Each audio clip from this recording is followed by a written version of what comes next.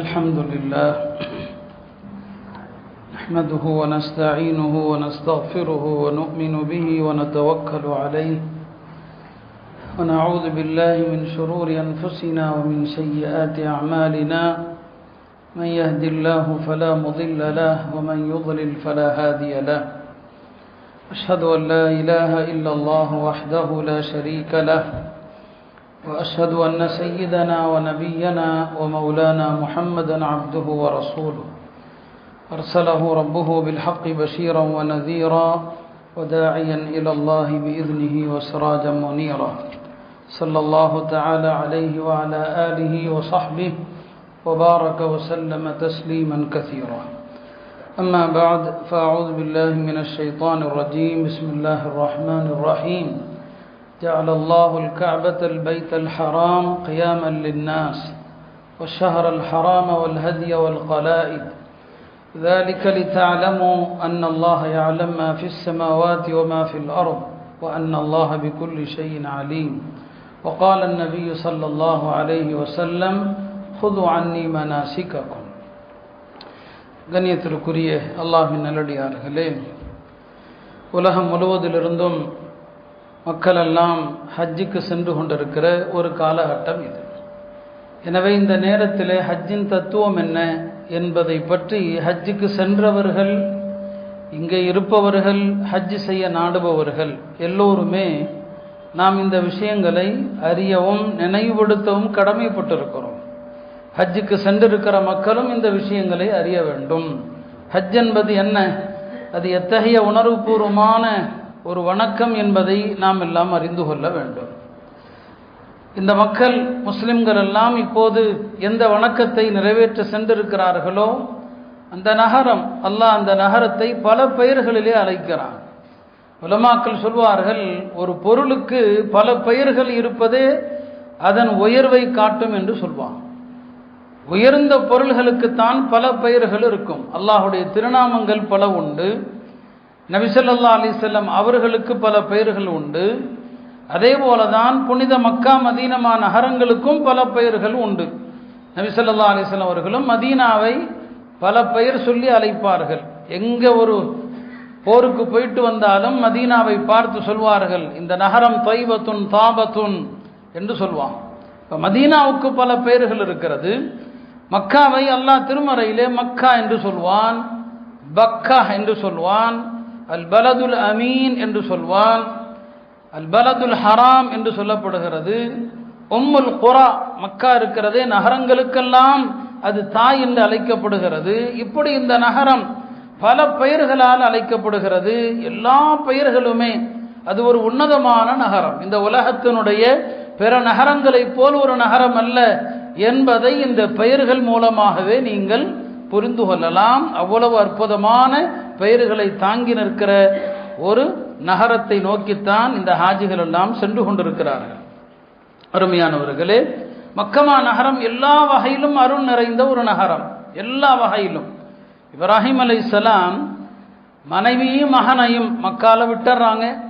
விட்டுட்டா அடிக்கடி வந்து போவாங்க. இஸ்மாயில் அலைஹிஸ்ஸலாம் வளர்ந்து ஆளாகி திருமணம் எல்லாம் ஆகிவிடுகிறது. இப்ராஹிம் அலைஹிஸ்ஸலாம் அவ்வப்போது வருவாங்க தன் குடும்பத்தை பார்த்து செல்ல. ஒரு முறை வந்தாங்க, வீட்டில் மகன் இல்லை. இப்ராஹிம் அலைஹிஸ்ஸலாமுடைய மருமகள் இஸ்மாயில் அலைஹிஸ்ஸலாமுடைய மனைவி இருந்தாங்க. இப்போ அந்த பெண்ணிடம் கேட்டாங்க, உங்களுடைய உணவு என்னமான்னு கேட்டாங்க. நாங்கள் மாமிசத்தையே சாப்பிட்டு வாழுகிறோம், வேட்டையாடுவாங்க, இறைச்சியை சாப்பிடுவோம் சொல்லி. உங்களுடைய பானம் என்னன்னு கேட்பாங்க, தண்ணீர் தான் எங்களுடைய பானம்னு சொல்லி. அப்போ இப்ராஹிம் அலைஹிஸ்ஸலாம் ஒரு துவா செய்வாங்க, அல்லாஹும்ம பாரிக் லஹும் ஃபில் மாஇ வல் லஹ்மி, யா அல்லாஹ் இவர்களுக்கு இவர்கள் அருந்தக்கூடிய தண்ணீரிலும் இவர்கள் சாப்பிடுகிற இறைச்சியிலும் நீ பரக்கத்து செய்வாயாக என்று துவா செஞ்சான். உலமாக்கள் சொல்லுவாங்க, இன்றைக்கும் நீங்கள் அறிவியல் ரீதியாக பார்க்கலாம், வெறுமனே மாமிசத்தையும் தண்ணீரையும் மட்டுமே உணவாக கொள்வது உடலுக்கு நல்லதில்லை. வெறும் இறைச்சி வெறும் தண்ணி இந்த ரெண்டையும் மட்டும் சாப்பிட்டா நன்மைகள் கொஞ்சம், பாதிப்பு அதிகம் மருத்துவ ரீதியாகவே. அதனால பல பாதிப்புகள் ஏற்படும். வெறும் தண்ணி, நான் சொல்றது வெறும் மாமிசம், வேற எந்த உணவும் இல்லாமல்.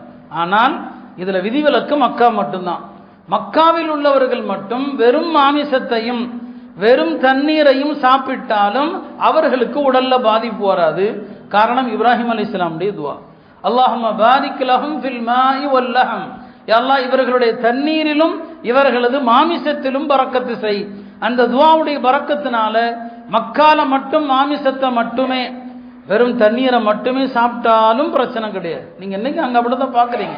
அரபுகள் வேற என்ன சாப்பிட்றாங்க? வெறும் இறைச்சி தான், வெறும் குடிபானம் தான், வேற எதுவுமே சாப்பிட்றது இல்லை.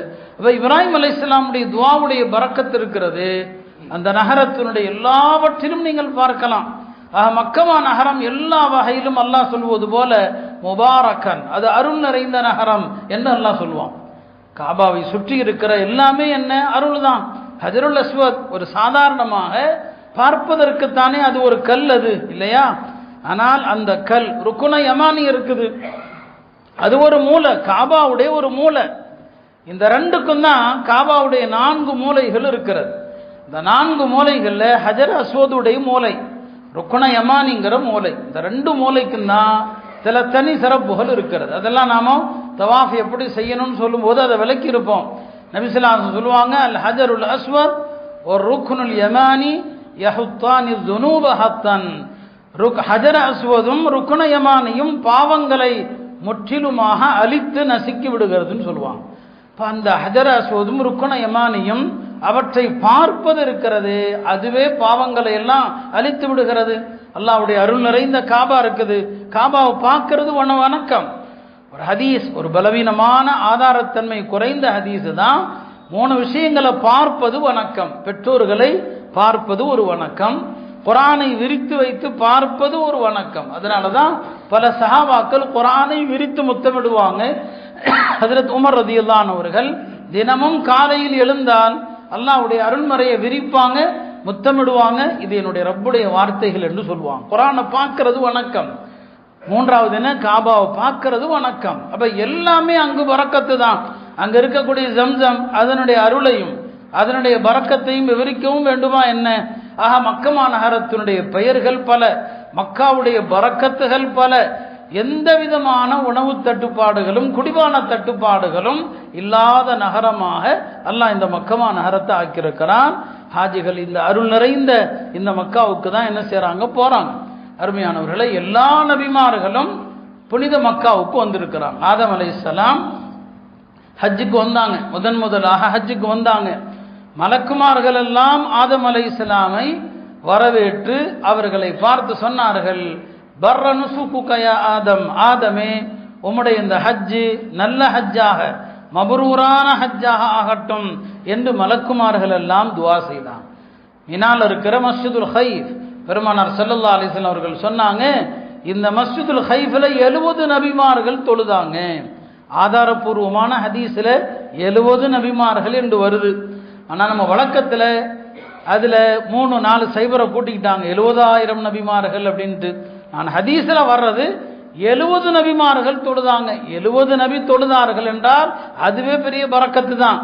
நபிமார்கள் வந்த இடம், நபிமார்கள் காலடிப்பட்ட இடம், நபிமார்கள் வழிபாடு செய்த இடம் புனிதமானவை. இந்த உலகத்தில் இருக்கிற பள்ளிகளில், இன்றைக்கு இருக்கிற பள்ளிகளில் மொத்தம் எத்தனை பள்ளி நபிமார்கள் தொழுத பள்ளி அப்படின்னு பார்த்தீங்கன்னா, ஆதாரப்பூர்வம் பார்த்தீங்கன்னா 5 பள்ளி. உலகத்திலேயே 5 பள்ளிகள்ங்க நபிமார்கள் தொழுத பள்ளி. மக்காவில் இருக்கிற புனித மஸ்ஜிதுல் ஹராம், மதீனாவில் இருக்கிற பெருமானார் ஸல்லல்லாஹு அலைஹி வஸல்லம் பள்ளி, மதீனாவில் இருக்கிற அந்த குபா பள்ளிவாசல், மஸ்ஜிதுல் அக்ஸா பள்ளிவாசல், 5வது என்ன மினாவில் இருக்கிற ஹைஃப் பள்ளிவாசல். இந்த 5 தான் நபிமார்கள் தொழுத பள்ளி. ஆக நபிமார்கள் தொழுத வழிபாட்டு தலம் இருக்கிறதுனால மினா ஒரு பரக்கத்தான இடமாக இருக்கிறது. இப்படி ஹஜ்ஜுடைய இந்த வழிபாட்டு தலங்கள் முஸ்தலிஃபாவாகட்டும் அரஃபாவாகட்டும் எல்லாமே அருள் நிறைந்த இடங்கள். அத்தகைய இடங்களை நோக்கித்தான் எல்லா நபிமார்களும் வந்தாங்க. நபி ஸல்லல்லாஹு அலைஹி வஸல்லம் அவர்கள் ஹஜ்ஜுக்கு வருகிற போது தம் தோழர்களுக்கு பல இடங்களை அடையாளப்படுத்துவாங்க. இந்த இடம் எந்த இடம் தெரியுமா? பெருமானார் ஸல்லல்லாஹு அலைஹி வஸல்லம் மதீனாவிலிருந்து வர்றாங்க ஹஜ்ஜுக்கு. வழியில ஒரு இடம் வருது, அந்த இடத்திற்கு பெயர் ரௌஹா என்று இடம். முஸ்லிம்ங்கிற நூல்ல வருது. சொன்னாங்க, இந்த ரௌஹா என்கிற இடத்திலிருந்து 70 நபிமார்கள் தல்பியா சொல்லி புறப்பட்ட இடம். 70 நபிமார்கள் தல்பியா சொன்ன இடம் என்று அந்த ரௌஹாங்கிற இடத்த நபி ஸல்லல்லாஹு அலைஹி வஸல்லம் அவங்க அடையாளப்படுத்துறாங்க. அப்ப இதை எதற்காக சொல்லணும்? இந்த வணக்கம் நபிமார்கள் செஞ்சாங்க. 2 நபிமார்கள் தான் ஹஜ்ஜே செய்யாதவங்க. எல்லா நபிமார்களும் ஹஜ்ஜி செஞ்சுட்டாங்களாம். 2 நபியை தவிர சாலிஹ் அலைஹிஸ்ஸலாம், ஹூத் அலைஹிஸ்ஸலாம். இந்த 2 பேரும் காலம் பூரா நம்முடைய சமுதாயத்தோடு போராடி 2 பேருக்குமே ஹஜ்ஜி செய்கிற வாய்ப்பு இல்லாமல் ஆகிப்போச்சு. ஆனால் வேடிக்கைன்னா 2 பேருமே அரபு சமுதாயத்தை சார்ந்தவர்கள். அரபு சமுதாயத்தில் அனுப்பப்பட்ட நபிமார்கள் கம்மி தான். அதுல ஹூதும் சாலிஹம் 2 பேரும் ஹஜ்ஜி செய்யல. இந்த 2 பேரை தவிர எல்லா நபிமார்களும் ஹஜ்ஜி செஞ்சாங்க. அங்க ஒரு கேள்வி வரலாம், நூஹ் அலைஹிஸ்ஸலாம் அவங்க காலத்துல ஏற்பட்ட வெள்ள பிரளயத்துல காபாங்கிற கட்டடமே இல்லாம ஆயிப்போச்சு. இல்ல, பிறகு யார் வந்து கட்டுறாங்க? இப்ராஹிம் அலைஹிஸ்ஸலாம் தான் வந்து கட்டுறாங்க. இப்ப இப்ராஹிம் அலைஹிஸ்ஸலாமுக்கு பின்னால வந்த எல்லா நபிமார்களும் ஹஜ்ஜி செஞ்சாங்க. மூசா அலைஹிஸ்ஸலாம் ஹஜ்ஜி செஞ்சாங்க. நபி ஸல்லல்லாஹு அலைஹி வஸல்லம் சொல்லுவாங்க, இந்த இடத்திலிருந்து மூசா வந்தாங்க. மூசா அலைஹிஸ்ஸலாம் ஹஜ்ஜுக்கு வரும்போது அவர்கள் எந்த ஆடையில வந்தாங்க, எந்த ஒட்டகத்துல வந்தாங்க, அதையெல்லாம் நபி ஸல்லல்லாஹு அலைஹி வஸல்லம் சொன்னாங்க. மூசா அலைஹிஸ்ஸலாம் வரும்போது அவங்க உடுத்திருந்த ஆடை என்ன அதை சொன்னாங்க. 2 மேலங்கியை உடுத்திருந்தாங்க. அவங்க வந்த ஒட்டகம் என்ன, அந்த ஒட்டகத்தினுடைய கடிவாளம் என்ன, அவங்க சொன்ன தல்பியா என்ன, இதையெல்லாம் நபி ஸல்லல்லாஹு அலைஹி வஸல்லம் சொன்னாங்க. இப்ராஹிம் அலைஹிஸ்ஸலாமுக்கு பிறகு எல்லா நபிமார்களும் ஹஜ்ஜி செஞ்சாங்க. அப்போ காபாங்கிற கட்டடம் இருந்துச்சு. இப்ராஹிம் அலைஹிஸ்ஸலாமுக்கு முன்னால நபிமார்கள் ஹஜ்ஜுக்கு வந்தாங்கன்னா இப்போ எப்படி அது? அப்போ கட்டடமே இல்லையே, இவங்க தானே கட்டினாங்க. உலமாக்கள் சொல்றாங்க, காபாங்கிற கட்டடம் எடுக்கணுங்கிற தேவையே இல்லை. அந்த கட்டடம் அமைந்த இடம் இருக்கு பாருங்க, அல்லாஹ் பாதுகாக்கணும். ஒரு கற்பனைக்கு காபாங்கிற கட்டடமே இல்லாவிட்டால் கூட அந்த இடத்தை சுத்தி தவாஃப் நடந்துகிட்டு தான் இருக்கும். காபாங்கிறது அந்த கட்டடத்துக்கு பெயர் அல்ல, அந்த கட்டடம் அமைந்த அந்த மண், அந்த பூமி, அது கீழ்த்தளத்திலிருந்து ஆகாயம் வரைக்கும் காபா தான். நீங்க விமானத்துல போகும்போது முன்னோக்குறதும் அந்த காபாவை தான் முன்னோக்குறீங்க. கட்டடம் கீழே இருக்கலாம், அரிசி வரைக்கும் காபா இருக்குது. இப்ப நபிமார்கள் கட்டடமே இல்லாத அந்த இடத்தை தவாஃப் செய்தார்கள் என்று உலமாக்கள் சொல்லுவாங்க. அருமையானவர்களே, எல்லா நபிமார்களும் நாடி சென்ற இடம்தான் இந்த புனிதமான காபா. இந்த ஹஜ்ஜுக்கு செல்கிற போது நாம் எத்தகைய உணர்வுகளை கடைபிடிக்கணும்? பெருமானார் ஸல்லல்லாஹு அலைஹி வஸல்லம் அவர்கள் ஹஜ்ஜுக்கு போகும்போது தல்பியா சொல்றாங்க, அல்லாஹும்ம ஹஜ்ஜதன் லா ரியா ஃபீஹா வலா சும்ஆ. யா அல்லாஹ், இந்த ஹஜ் இருக்கிறதே இதுல முகஸ்துதி கிடையாது, இந்த ஹஜ்ஜில விளம்பரம் கிடையாது. வார்த்தையை பாருங்க, ஹஜ்ஜதன் லா ரியா ஃபீஹா, இந்த ஹஜ்ஜில முகஸ்துதி கிடையாது, இந்த ஹஜ்ஜில விளம்பரம் கிடையாதுன்னு சொல்றாங்க. அப்ப ஹஜ்ஜுக்கு செல்றவங்க முடிந்த வரை நெருங்கிய கராபத்துகள், சொந்தங்கள், அவங்கள்ட்ட சொல்லுங்க, ஒரு துவாவுக்காக சொல்லுங்க. ஊருக்கே சொல்லாதீங்க. இதை சொன்னால் அது தவறாக புரிந்து கொள்றாங்க. சொல்லாதீங்க, அமைதியா போங்க, அடக்கமாக போங்க. ஹஜ்ரத் உமர் ரலியல்லாஹு அன்ஹு அவர்கள் ஹஜ்ஜுக்கு வரும்போது சொல்லுவாங்க, இந்த உலகத்தில் இதைவிட சிறந்த பயணம் இல்லை சொல்லுவாங்க. இதை விட சிறந்த பயணம் இந்த துன்யால இல்லை. ஒவ்வொரு ஹாஜி மனதிலும் இருக்கணும், இதை விட உலகத்துல சிறந்த பயணமே கிடையாது என்று எண்ணத்தோடு ஹாஜிகள் ஹஜ்ஜுக்கு செல்ல வேண்டும். ரசூல் ஸல்லல்லாஹு அலைஹி வஸல்லம் சொன்னது போல உங்களிடம் முகஸ்துதி வரக்கூடாது. நான் ஹாஜி என்று மக்களால் அடையாளப்படுத்தப்படணும் என்ற நோக்கம் இருக்கக்கூடாது. நான் ஹஜ்ஜுக்கு போறேன் என்று எல்லாருக்கும் தெரியக்கூடாது. சம்பந்தப்பட்டவர்களுக்கு சொல்லுங்க, ஊருக்கே சொல்ல வேண்டிய அவசியம் இல்லை. அறிமுகமானவர்கள், அறிமுகமற்றவர்கள் எல்லாரிடமும் சொல்ல வேண்டிய அவசியம் என்ன இருக்குது? தேவையில்லை. விளம்பரம் இல்லை. அல்லாஹ்வுடைய தூதர் சொல்றாங்க, இந்த ஹஜ்ஜில விளம்பரம் இல்லை, இந்த ஹஜ்ஜில முகஸ்துதி இல்லை, முகஸ்துதி இல்லாத பகட்டில்லாத ஹஜ்ஜாக இதை ஆக்கு என்று அல்லாஹ்விடத்துல பெருமானார் ஸல்லல்லாஹு அலைஹி வஸல்லம் அவர்கள் துஆ செய்றாங்க. அருமையானவர்களே, இந்த ஹஜ்ஜுடைய இஹ்ராம் இருக்கிறது, அந்த இஹ்ராமுடைய நேரம் இருக்கிறது அல்லவா, ஹஜ்ஜுக்காக இஹ்ராம் தரிக்கிற நேரம். நாம வெறுமனே என்ன செய்கிறோம்? தைக்கப்பட்ட ஆடைகளை கலட்டி விட்டு 2 துணிகளை அணிந்து கொள்றோம். ஆனா நமக்கு அந்த நேரத்தில் இந்த சிந்தனை வர்றதில்லை. இந்த 2 துணி தான் நாம உலகத்தை விட்டு நிரந்தரமாக போகிற போது இந்த 2 துணி தான் கஃனாக அணிவிக்கப்படுது இல்லையா? இந்த 2 துணி தானே. அப்ப இந்த ஆடையை களைவது நாம் இறந்த பிறகும் நம்முடைய மேனியில் இருக்கிற இந்த தைக்கப்பட்ட அலங்கார ஆடைகள் களையப்பட்டு வெறும் 2 துணியில தான் சுத்தப்படவிருக்கிறோம். இந்த இஹ்ராமுடைய நேரத்தில் நம்முடைய முன்னோர்கள் எல்லாம் எவ்வளவு பயப்பட்டாங்க. ஏன்னா ஹராமான காசுல ஒரு ஆள் ஹஜ்ஜுக்கு போறாருன்னு வைங்க, அவர் லப்பைக்கன்னு சொல்லுவார். அல்லாஹ் சொல்வானா மலக்குகள் மூலமாக, லா லப்பைக் வலா சஅதைக் ஹத்தா தருத்த மாஃபி யதை, உன்னுடைய லப்பைக்கு அங்கீகரிக்கப்பட்டதல்ல, உன் வரவு நல்ல வரவல்ல, உன் கையில் இருக்கிற ஹராமான காசை திருப்பி கொடுத்துட்டு வான்னு சொல்லப்படும். லா லப்பைக் வலா சஅதைக் ஹத்தா தருத்த மாஃபி யதை, கையில் இருக்கிற ஹராம கொடுத்துட்டு வான்னு சொல்லப்படுமா. இதனால இந்த லா லப்பைக்க, உன் லப்பைக்கு வேண்டான்னு சொல்லப்படும். இதை பார்த்து தான் சலஃபுகள் முன்னோர்கள் பயப்படுவாங்க. இமாம் அலி இப்னுல் ஹுசைன், இமாம் அலி இப்னுல் ஹுசைன் ஹஜ்ரத் அலி ரலியல்லாஹு அன்ஹுடைய பேரர், அவங்க இஹ்ராம் தரிப்பாங்க ஹஜ்ஜுக்காக. லப்பைக்குன்னு சொல்ல நினைப்பாங்க, முடியாது, மயங்கி விழுந்துருவாங்க. சொல்லுவாங்க, முடியாது, மயங்கிடுவாங்க. எல்லாரும் சொல்லுவாங்க, என்ன இப்படி நீங்கள் லப்பைக்கு சொல்லாமல் இருக்கிறீங்களேன்னு சொல்லி. இல்லை இல்லை, எங்கே அல்லாஹ்வுடைய புறத்திலிருந்து உன் லப்பைக்கு வேண்டாம் என்று சொல்லப்படுமோ என்ற பயத்தில் நான் சொல்லாமல் இருக்கிறேன். இப்போ சொன்னாங்க, ஹஜ்ஜில் லப்பைக்கு சொல்லித்தான் ஆகணும், ஏன்னா நீயத்தில் அது ஃபர்து. ஒரு தடவை லப்பைக் அல்லாஹும்ம லப்பைக் சொல்லணும், சொல்லித்தானே ஆகணும். உடனே கஷ்டப்பட்டு இமாம் அலி இப்னுல் ஹுசைன் லப்பைக்குன்னு சொல்கிறாங்க, மயங்கி விழுந்துடுறாங்க. அவங்க இருந்த ஒட்டகத்திலேருந்து கீழே விழுந்துட்டாங்க. இல்லை எனக்கு பயமாக இருக்குது. இவர் யாருங்க எப்படி பயப்படுறது? ஹஜ்ரத் அலியுடைய பேரன், ரசூல் ஸல்லல்லாஹு அலைஹி வஸல்லம் வம்சாவளி. அவர் ஒரு நாளைக்கு 1000 ரக்காத் தொழுவார். அலி இப்னுல் ஹுசைன் 1000 ரக்காத் தொழுகிறதுனால மக்கள் அவருக்கு சூட்டிய பட்ட பெயர் ஸைனுல் ஆபிதீன். இவர் வணக்கசாலிகளுக்கெல்லாம் அலங்காரம், வணங்குவோருக்கெல்லாம் முன்னோடி, வணங்குவோருக்கெல்லாம் கிரீடம் என்று அர்த்தம். ஸைனுல் ஆபிதீன் என்றார். இந்த ஒரு நாளைக்கு 1000 ரக்காத் தொழக்கூடியவர், அதனாலேயே இந்த பட்டத்தை பெற்றவர்.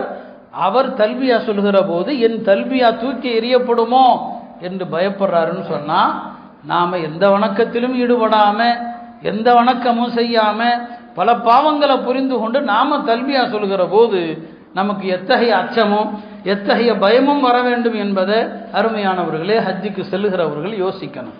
இமாம் அபூ சுலைமான் அத்தாரானி என்று ஒரு பெரியவங்க நண்பர்களோடு ஹஜ்ஜுக்கு போறாங்க. நியத்து செய்யலாம் அப்படின்னு நினைக்கிற போது அவரால் நியத்து செய்ய முடியல. எல்லாரும் கேட்குறாங்க, ஏங்க இந்த தயக்கம்னு சொல்லி. அவர் அப்போ 2 செய்தியை சொல்றாரு. ஒரு செய்தி இப்போ நான் சொன்னது இல்லை, எனக்கு பயமா இருக்குது, ஒருவேளை நான் இந்த ஹஜ்ஜுடைய பயணத்தில் என்ன அறியாமல் ஏதாவது ஹராமான காசு வந்திருக்குமோ, அப்படி வந்திருந்தா நான் முதல்ல சொன்னேன் இல்லையா, அதை சொல்றாரு.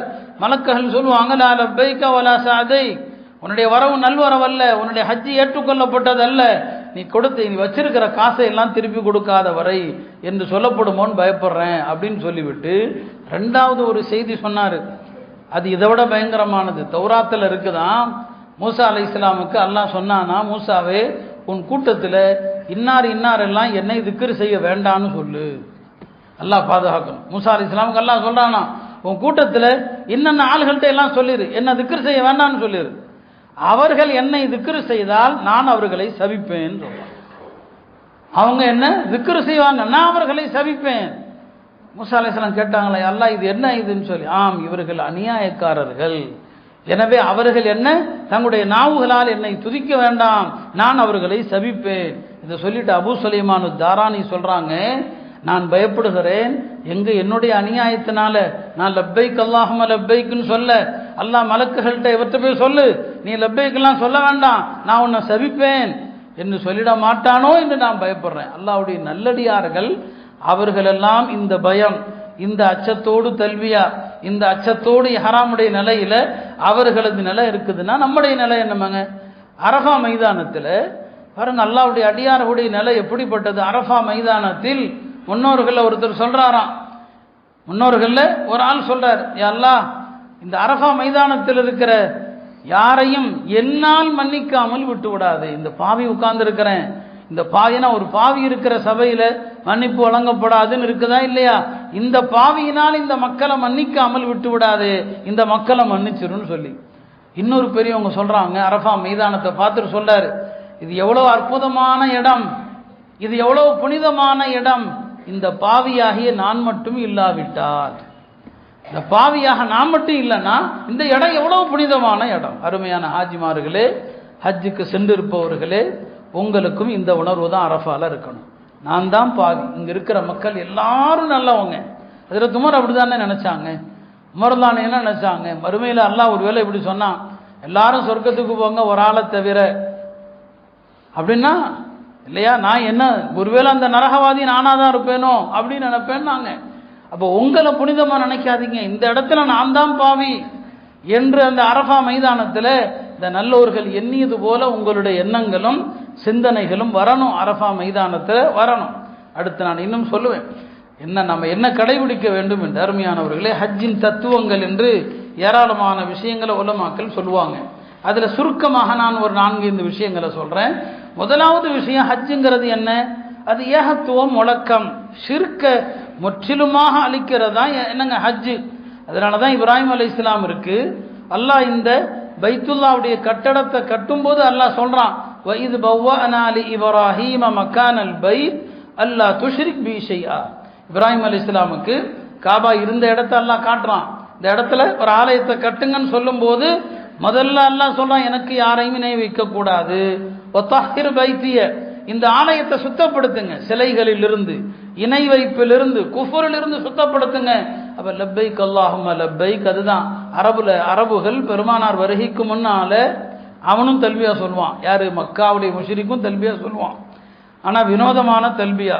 முதல்ல எல்லாம் நாம சொல்ற மாதிரியே சொல்லுவான், லப்பைக் அல்லாஹும்ம லப்பைக் லப்பைக லா ஷரீக லக லப்பைக். நாம் என்ன சொல்றோம்? லப்பைக்கனா அல்லாஹ் எப்போதும் உனக்கு கட்டுப்படா வந்துட்டேன், உனக்கு இணை இல்லை, லா ஷரீக லக், உனக்கு இணை இல்லைன்னு சொல்லுவான். அவனும் சொல்லுவான் லா ஷரீக லக்க.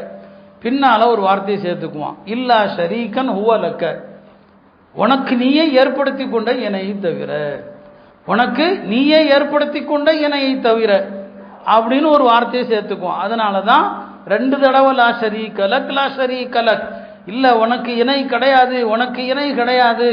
முதல்ல ஹஜ் என்றாலே அது ஏகத்துவ முழக்கம். வாழ்க்கையில எந்த இடத்திலும் ஷிர்க்குக்கு இடமளிக்காதீர்கள்.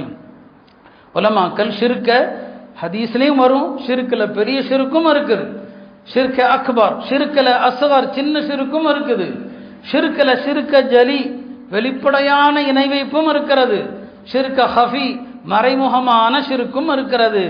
ஷிர்க்குடைய வகையில உள்ள நிறைய போனா வேற வேற பட்டங்கள் வந்து, இதெல்லாம் ஷிர்க்கு செய்யாதீங்க. மனிதர்களை அளவுக்கு அதிகமா நம்பாதீங்க, ரப்ப நம்புங்க.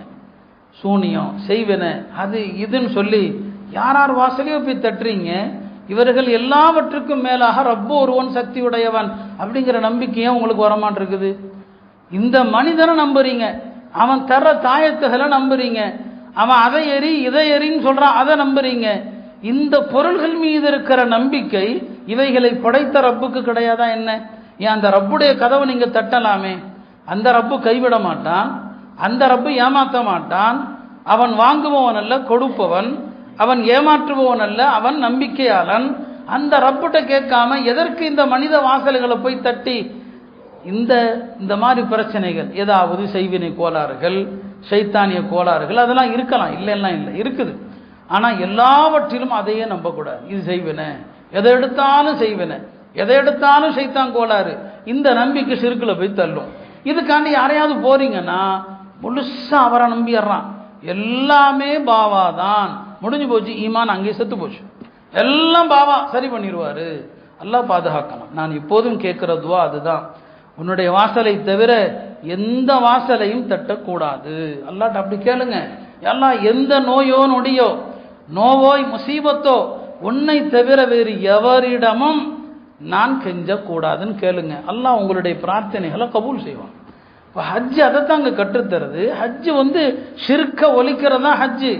இன்னைக்கு ஷிர்க்குன்னா நமக்கு வேற வேற பட்டம் கொடுக்கணும், ஷிர்க்கு பற்றி பேசவே முடியாது, அப்படி ஆகிப்போச்சு. வேறொரு கூட்டம் இருக்குது, அவன் எல்லாத்தையும் ஷிர்க்குமா. நாம் அந்த ஜமாத்தெல்லாம் கிடையாது. ஆனால் நிஜமாகவே சில விஷயங்கள் இணை வைப்பு, அந்த இணை வைப்பில் இருந்தெல்லாம் தூய்மை அடையுங்கள். அல்லாஹ் ஒருத்தனை தவிர யார்கிட்டையும் கேட்காதீங்க.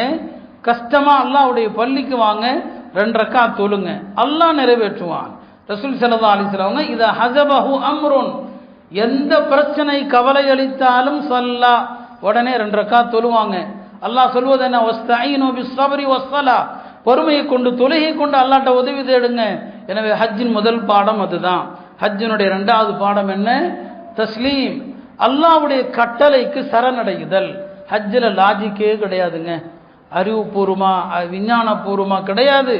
ஹஜ்ரா சோத தொடுறோம், கல்லு தான் அது, போய் கல் அறிகிறோம் இல்லையா, இதுல என்ன லாஜிக் பார்ப்பீங்க?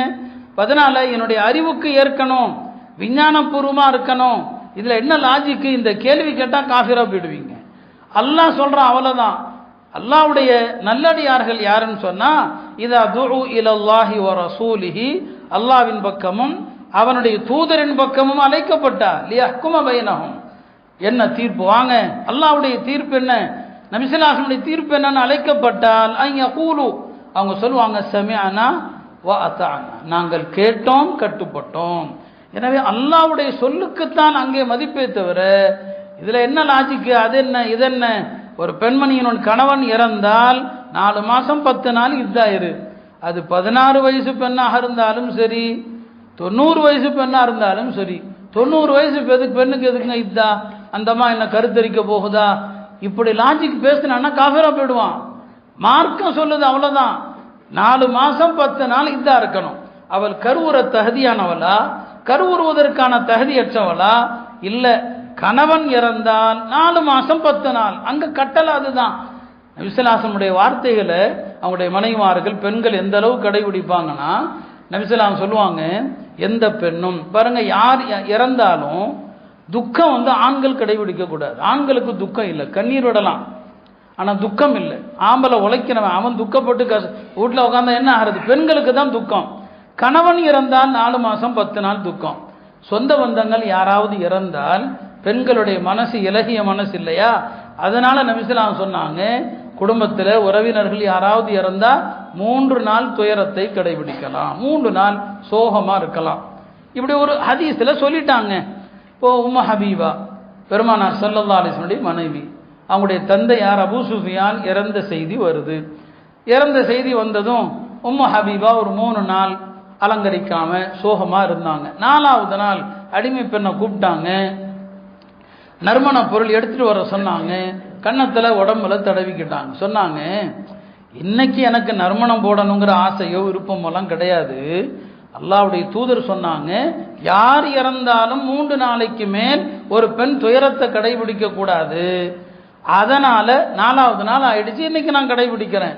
மார்க்கனாலே அடிபணிகிறதாங்க. அல்லாஹ் ரசூலும் சொல்றது என்ன? இது ஹஜ்ஜு நமக்கு கற்றுத்தருகிற பாடம். ஹஜ்ஜில் தவாஃபு, சஅயி, கல்லறிதல் எல்லாமே என்ன கட்டளை என்னவோ அதுதானே தவிர எல்லா நாளும் மகரிபு வக்தில் தொழுதிங்க. மகரிப் மட்டும்தான் வக்து வந்ததும் தொழணும்.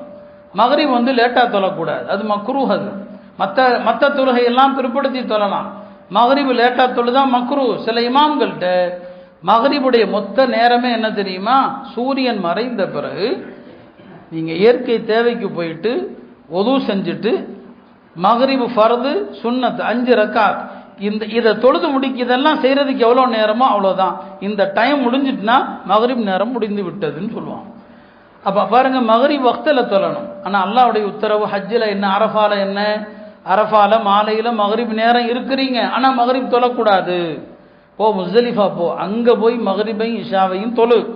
அங்கே அல்லாஹ்வுடைய கட்டளை தானே தவிர இல்லை டெய்லி நான் மகரிப் நேரத்தில் வக்தில் தொழுதுருவேன், இங்கே நான் தொழுவேன்னு சொன்னால் பெருமானார் ஸல்லல்லாஹு அலைஹி வஸல்லம் வழிமுறைக்கு மாற்றம். அல்லாஹ்வுடைய தூதர் சொல்லுவாங்க, ஹுது அன்னி மனாசிக்கக்கும், ஹஜ்ஜை என்னிடமிருந்து கற்றுக்கொள்ளுங்கள். நான் மகரிபை எங்கே தொழலை? அரஃபால தொழலை, முஸ்தலிஃபால தொழலை. ஹஜ்ஜை நான் கட்டுப்படுதலுங்க. 3வது என்ன? ஹஜ்ஜி எதை கற்றுத்தருகிறது? பெருமானார் ஸல்லல்லாஹு அலைஹி வஸல்லம் மஹப்பத்தை கற்றுத்தருகிறது. என்ன? பெருமானார் ஸல்லல்லாஹு அலைஹி வஸல்லம் செஞ்சாங்களா, இது அவங்க செய்கிறாங்களா, அவங்க மீதுள்ள பிரியத்தில் நாம் செய்கிறோம். இப்போ நாம் சொல்லிக் கொடுக்குறோம், உம்ராவுடைய தவாஃபில் இல்லையா, முதல் 3 சுற்றுகளில் ரமல் செய்கிறோம். 3 சுற்றுகளில் ரமல். ரமல்ங்கிறது என்ன? எஹ்ராமுடைய மேல் துணி இருக்கு இல்லையா, அதனுடைய வலது பக்கம் மூளையை அக்குல் வழியாக எடுத்து இடது தோலில் போடுறோம். வலது தோல் பூஜன் திறந்திருக்கும். இதுக்கு பேர் இல்திபா. ரமல் செய்யும்போது இல்திபான்னு செய்கிறோம். ரமல்ங்கிறது என்ன? தவாஃபுடைய 3 சுற்றுகளில் தோலை குலுக்கணும், புஜத்தை அப்படியே குலுக்கணும், 8 கலை மெதுவாக எடுத்து வைக்கணும், நகரணும், கொஞ்சம் வேகமாக நகரணும். இதுக்கு பேர் ரமல். இதுக்கு நீங்கள் தொங்கோட்டன்னு சொல்லுங்கள். 3 விஷயம் வரணும். தோல் குலுங்கணும், 8 கலை மெதுவாக நகர்த்தணும், கொஞ்சம் வேகமாக நகர்த்தணும். இந்த 3 அம்சம் இருந்தால் ரமல். இந்த ரமல் ரசூல் ஸல்லல்லாஹு அலைஹி வஸல்லம் இதை உமர்தானும் சொல்லுவாங்க. இந்த விஷயத்தை நபி ஸல்லல்லாஹு அலைஹி வஸல்லம் 7ஆம் ஆண்டு உம்ராவுக்கு வர்றாங்க, தோழர்களோடு வர்றாங்க. 6ஆம் ஆண்டு ஹுதைபியால ஒப்பந்தப்படி உம்ராவுக்காக வந்தவங்க திரும்பி போகிறாங்க. உம்ரா செய்ய முடியல, திரும்பி போயிடுறாங்க. அடுத்த வருஷம் வாங்க. 7ஆவது ஆண்டு உம்ராவுக்கு வர்றாங்க. பெருமானார் ஸல்லல்லாஹு அலைஹி வஸல்லம் அவங்களும் முஸ்லிம்கள் உம்ராவுக்கு வருகிற போது மக்கா காஃபிர்கள் முஸ்லிம்களை பார்க்கவே வெறுக்கிறான், முஸ்லிம்களே பார்க்கக்கூடாது. அதனால மக்கால உள்ள ஆம்பளைங்க பூரா என்ன பண்றான்னு சொன்னா, காபாவுடைய அன்னைக்கு எல்லாமே மலை தானே, காபாவுடைய ருக்குனு இராக்கி ருக்குன ஷாமிங்கிற 2 மூலை ஹத்தீம் இருக்கு இல்லையா, இந்த ஹத்தீம் மூலைக்கு எதிராக ஒரு மலை, அந்த மலைக்கு பேர் ஜபல் கீகான் என்று சொல்லுவாங்க. அந்த மலை மீது போய் உட்கார்ந்துக்கிறான், எல்லாருமே அங்க போய் உட்கார்ந்துடுறாங்க, ஆண்கள் எல்லாருமே. இப்போ முஸ்லிம்கள் மக்காவுக்குள்ள நுழையிறாங்க. இந்த அழக மலையிலிருந்து முஸ்லிம்களை பார்க்குறாங்க. சஹாபாக்கள் கொஞ்சம் எல்லாம் உடல் மெலிஞ்சு போயிருக்கிறாங்க. உடனே இந்த ஆளுக சொன்னாங்க, மக்காவுடைய முஷ்ரிக்கீன்கள், பாரப்பா வஹனத்துஹும் ஹும்மா யஸ்ரிப், அவன் மதீனாவை யஸ்ரிப்னு தான் சொல்லுவான் பாரு, யஸ்ரிபுடைய கடுமையான காய்ச்சல் இந்த மக்காவாசிகளை எல்லாம் மெலிய செய்து விட்டது. ஆளுகை எப்படி மெலிஞ்சிட்டாங்க பாருங்க, மக்கால எப்படி இருந்தா மதீனா போய் இப்படி ஆயிட்டான். மதீனால எல்லாருக்குமே ஒரு காய்ச்சல் வந்தது. அது இங்க இருக்கக்கூடிய மலேரியா மாதிரியோ டெங்கு மாதிரியோ ஒரு காய்ச்சல் தான். அந்த காய்ச்சல்ல சஹாபாக்கள் எல்லாருக்கும் ஜாயிண்ட் வலி இருந்துச்சு, மூட்டு வலி இருந்துச்சு எல்லாருக்குமே. அதை பற்றி ஹதீஸுகளை நான் சொல்ல ஆரம்பித்தா பயான் நீன்றும். எல்லாருக்கும் வலி, உடல் வலி. இவன் எல்லாம் சொல்கிறான், பாரு இந்த ஆளுகளெல்லாம் நல்லா இருந்தால் அங்கே போய் நெளிஞ்சு போயிட்டான்னு சொல்லி நபி ஸல்லல்லாஹு பார்த்தாங்க. உடனே சொன்னாங்க, என் தோழர்கள் எல்லாருமே இப்போதும் ஜாம்பவான்களாக தான் இருக்கிறாங்க, வீரர்களாகத்தான் இருக்கிறாங்க. ஒரு துவா செய்கிறாங்க, ரஹிமல்லாஹு இம்ரான் அராஹும் மின் நஃப்ஸிஹி குவத்தன், என் தோழர்களில் அல்லாஹ் ஒரு நபருக்கு கருணை காட்டட்டும், இந்த முஷ்ரிக்கீன்களுக்கு தன் உடல் பலத்தை யார் காட்டுகிறாரோ அவருக்கு அல்லாஹ் கருணை செய்யட்டும்னு சொல்லிட்டு சொன்னாங்க. உங்களை எல்லாம் நோஞ்சான்னு சொல்லிட்டு இருக்கிறான். அதனால நீங்க அந்த பகுதி ஹத்தீம் இருக்கு இல்லையா, அந்த பகுதியில் வரும்போது எல்லாரும் தோலை குலுக்கிட்டு நடங்கன்னு சொன்னான். எல்லாம் தோலை குலுக்குங்க அப்படின்னு சொன்னான். இப்போ சஹாபாக்கள் எல்லாம் அந்த பகுதி, ஏன்னா அவன் அதுக்கு நேரம் மலையில் உட்கார்ந்துருக்கிறான், அந்த இடத்துல வரும்போது ரமல் செய்கிறாங்க. முதல்ல ரமல் அங்கே மட்டும்தான் இருந்துச்சு. அப்புறம் நபி ஸல்லல்லாஹு அலைஹி வஸல்லம் ஃபுல் ரவுண்டுலையும் ஹஜ்ஜத்துல் வதா அல்ல செஞ்சான். அந்த ஃபர்ஸ்ட் ரமல் செய்யும் போது அந்த ருக்குன ஹத்தீமுக்கு நேராக உள்ள பகுதியை கடக்கும் போது ரமல் செய்கிறான். இந்த ரமல் சஹாபாக்கள் குதிச்சாங்க இல்லையா, அந்த குதிச்சதை பார்த்த போது அப்போ சொன்னாங்க, இந்த முஷ்ரிக்கீன்கள் யாரப்பா, இவர்களை பார்த்து காய்ச்சல் மெலிய செய்து விட்டது அப்படின்னு சொன்னது யாரு, இந்த ஆளுக குதிக்கிறத பார்த்தா இவர்கள் மனிதர்களே இல்லை ஜின்னுகள் மாதிரில தெரியுதுன்னு சொன்னாங்க. இவங்க குதிக்கிறத பார்த்தா இவர்களுடைய இந்த என்னங்க உடல் வலிமையை பார்க்கும்போது லைசூபி இன்ஸ், இவங்க மனிதர்கள் இல்லை வலுகும் ஜின், இவங்க ஜின்னுகளும் நினைக்க தோணுகிறேன்னு சொன்னாங்க. இப்போ யோசிங்க, நபி ஸல்லல்லாஹு அலைஹி வஸல்லம் 7ஆம் ஆண்டு ரமல் செஞ்சது எதுக்காக, இந்த முஷ்ரிக்கீன்களுக்கு காட்டுறதுக்கு மட்டும்தான் இல்லையா. இப்போ 8 அதுக்கு அடுத்து என்னங்க 10ஆம் ஆண்டு ஹஜ்ஜுக்கு வந்தாங்களா இல்லையா, அப்போ யாரும் இல்லை, முஷ்ரிக்கீன் கிடையாது. யாருங்க, மக்காலேருந்து முஷ்ரிக்கீன்கள் காலியாக போயிட்டாங்க. உமர் ரலியல்லாஹு அன்ஹு அவர்கள் அவங்க ஆட்சி காலத்தில் ஹஜ்ஜுக்கு வருவாங்க, ஒவ்வொரு வருஷமும் ஹஜ்ஜுக்கு வருவாங்க. அப்படி வரும்போது சில சஹாபாக்கள் இப்னு அப்பாஸ் போன்ற சிலர் கேட்டாங்க, இப்போ தவாஃபில் ரமல் செய்யணுமா என்ன, இப்போ ரமல் செய்யணுமா. நபி ஸல்லல்லாஹு அலைஹி வஸல்லம் எதுக்காண்டி செஞ்சாங்க, முஷ்ரிக்கீன்களுக்கு உடல் வலிமையை காட்டுறதுக்கு தானே செஞ்சாங்க. இப்போ மக்கால எந்த இணைவி பாலன் இருக்கிறா, எந்த காபிர் இருக்கிறா, இப்போ செய்யணுமான்னு சொல்லி உமர்லான்னு சொன்னாங்க, பாரப்பா பெருமானார் ஸல்லல்லாஹு அலைஹி வஸல்லம் அவர்களோடு நாம் ரமல் செய்த போது காரணம் இருந்துச்சு, முஷ்ரிக்கீன்களுக்கு காட்டுவதற்குன்னு செஞ்சாங்க. ஆனால் எப்போ நபி ஸல்லல்லாஹு அலைஹி வஸல்லம் அவங்க செஞ்சிட்டாங்களோ இனி கியாமத்து வரைக்கும் அது சுன்னத்து தான். இப்போ முஷ்ரிக்லாம் இல்லையே, இந்த லாஜிக்கெல்லாம் பேசாத, அல்லாஹ்வுடைய தீன்ல இதெல்லாம் கிடையாது, அல்லாஹ்வுடைய தூதர் செய்த அத்தனையும் நாம் செய்ய வேண்டும் என்று உமர் ரத்தான் அவர்கள் ஆணித்தரமாக சொன்னாங்க. அப்போ இன்னைக்கு நாம் ரமல் செய்கிறோம், மக்கால காஃபிர் இருக்கிறான்னா யாருக்காக செய்கிறோம், ரொம்ப பேர் ரமல் செய்கிறதே இல்லை, அது வேறு விஷயம். நிறைய பேர் முயற்சிக்கிறதே இல்லை, ரமல் அப்படிங்கிறத முயற்சிக்கிறதும் இல்லை. அதுக்கு இன்னொரு காரணம், பீவியோடு போனால் பீவி கையை பல பேர் பிடிச்சிக்கிறாங்க. பெண்கள் தனியாக செய்யட்டும், யாரும் காணாமல் ஒன்றும் போயிட மாட்டாங்க. ஆண்கள் இந்த ரமலுடைய சுன்னத்து இருக்குதா இல்லையா, உம்ராவுடைய தவாஃபில் தவாஃபே குதூமில் ரமல் சுன்னத்து. இப்போ சொல்ல வந்தது என்ன, ஹஜ்ஜுடைய 3வது தத்துவம் என்ன, பெருமானார் ஸல்லல்லாஹு அலைஹி வஸல்லம் அவர்கள் செய்த எல்லாவற்றையும் செய்து எங்களுடைய தூதரை நாங்கள் நேசிக்கிறோம் என்பதை வெளிப்படுத்துவது. ஹஜ்ஜுடைய 4வது தத்துவம் அல் வலாஉ லில் முஃமினீன், முஸ்லிம்கள் மீது கருணை காட்டுவது, முஸ்லிம்களோடு மட்டுமே உலப்பூர்வமான நட்பு வைப்பது. இந்த பயணத்தில் முஸ்லிம்கள் யார் கஷ்டப்பட்டாலும் உதவி செய்யணும். ஹஜ்ஜே மபரூர்னா என்னன்னு கேட்டாங்க, நபி ஸல்லல்லாஹு அலைஹி வஸல்லம் சொன்னாங்க, எல்லாருக்கும் சலாம் சொல்லுங்க, எல்லாருக்கும் உணவளியுங்கள். அதனால இந்த பயணத்தில் நிறைய காசு எடுத்துட்டு போங்க, எல்லா மக்களுக்கும் உணவளியுங்கள். முஸ்லிம்களை உளப்பூர்வமாக நேசிக்கணும். முஸ்லீம் அல்லாதவர்களோடு வியாபார தொடர்பு இருக்கலாம், கொடுக்கல் வாங்கல் தொடர்பு இருக்கலாம், உளப்பூர்வமான நட்பு யார் மீதும் இருக்கக்கூடாது. இன்றைக்கு உம்மத்துக்கு அதுதான் நாம் சொல்ல வருவது. எந்த அரசியல் தலைவரும் உங்களுடைய வழிகாட்டி அல்ல, உங்களுடைய தலைவர் அல்ல. தேவைக்கு வாக்களிக்கிறோம், யாருக்கு வேணாலும் வாக்களித்துக் கொள்ளுங்கள், ஆனால் யாரும் உங்களுடைய முன்மாதிரி அல்ல, உங்களுடைய வாழ்க்கை வழிகாட்டி அல்ல. நான் கடந்த வெள்ளிக்கு முன்னாலையும் முந்தின ஜும்மாலையும் சொல்லியிருந்தேன், இந்த சமுதாயம், இந்த தேர்தல் நமக்கு கற்றுத்தந்த பெரிய வழி வருத்தம் என்ன, இந்த உம்மத்து இவ்வளோ பெரிய வழிகேட்டில் இருக்கிறாங்களா, யார் வெற்றி யார் தோல்வி அதை பற்றி எல்லாம் நமக்கு பிரச்சனை இல்லையா. யாருக்கு வேண்டுமானாலும் வாக்களித்து விட்டு போகட்டும், அப்பயும் நான் சொன்னேன். ஆனால் எந்த ஒரு அபிமானத்தை காட்டுறாங்க, யாருக்கு காட்டுறாங்க இல்லையா. நம்முடைய சமுதாயத்தினுடைய இளைஞர்களும் இளைஞர்களும் எப்படியெல்லாம் அவர்களுடைய இன்ஸ்டாகிராமில் அவர்கள் என்னென்ன போடுறாங்க, இதுதான் வருத்தம். அல்லாஹ்வுடைய தூதர் தான் உங்களுடைய தலைவர், மோமின்கள் தான் உங்களுடைய நேசர்கள், நல்லோர்கள் தான் உங்களுடைய வழிகாட்டிகளை தவிர எந்த அரசியல் தலைவனும் நடிகனும் உங்களுடைய வழிகாட்டி அல்ல. உங்களுடைய ஈமான் பறிக்கப்பட்டு விடும். ஹஜ்ஜி கற்றுத்தருவதும் அதைத்தான்.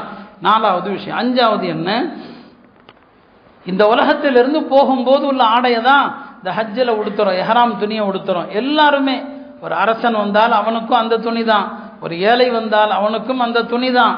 எனவே மறுமையினுடைய மரணத்தினுடைய ஒரு காட்சியாக இந்த ஹஜ்ஜை நீங்கள் பார்க்கணும். 6வது விஷயம், ஹஜ்ஜில் திக்ருங்க.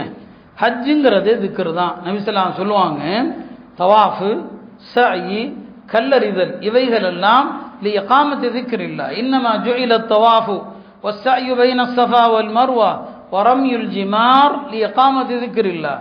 தவாஃப் எதற்காக? அல்லாஹ்வுடைய திக்ரை நிலைநாட்டுவதற்கு.